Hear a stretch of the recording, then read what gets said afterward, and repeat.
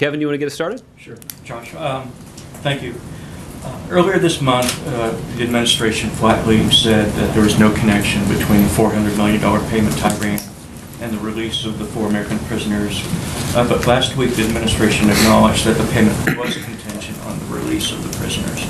So I wanted to ask whether there was a shift in the way this is being explained, and has the administration been adequately forthcoming in explaining the scenario that occurred? Yeah. Kevin, we've been quite direct since January when the president announced this deal, shortly after consummating it, exactly what the benefits would be for the United States. And the benefits that we have described have been verified and made public based on what exactly transpired.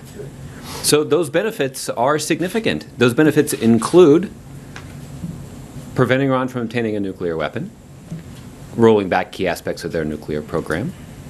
That was the nuclear track of negotiations that were led and completed by Secretary of State John Kerry. That is a significant accomplishment. Many of our allies around the world had identified Iran obtaining a nuclear weapon as their most significant foreign policy concern. On a separate track, we completed negotiations to resolve a 3-decade-old financial dispute between the United States and Iran in a way that saved taxpayers potentially billions of dollars.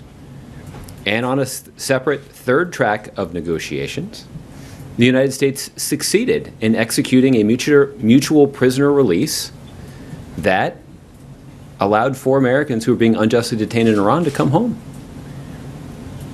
All of this was accomplished without a single shot being fired. All of this was accomplished without U.S. troops being deployed. And it's an indication of how effective the president's tough diplomatic strategy has proved to be. Was the president aware that senior Justice Department officials at that time were objecting to the sending of cash at the same time as the 4 imprisoned Americans were to be released? Well, Kevin, I think you won't be surprised to hear that I'm not going to get into a lot of the discussions. But what I can tell you is that the president, of course, discussed these arrangements with members of his national security team.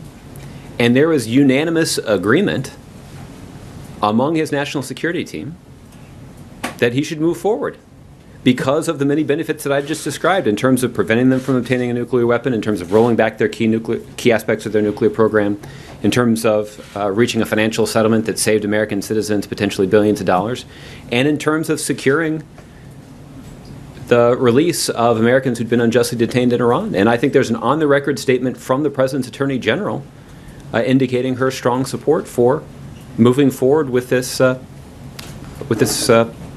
arrangement.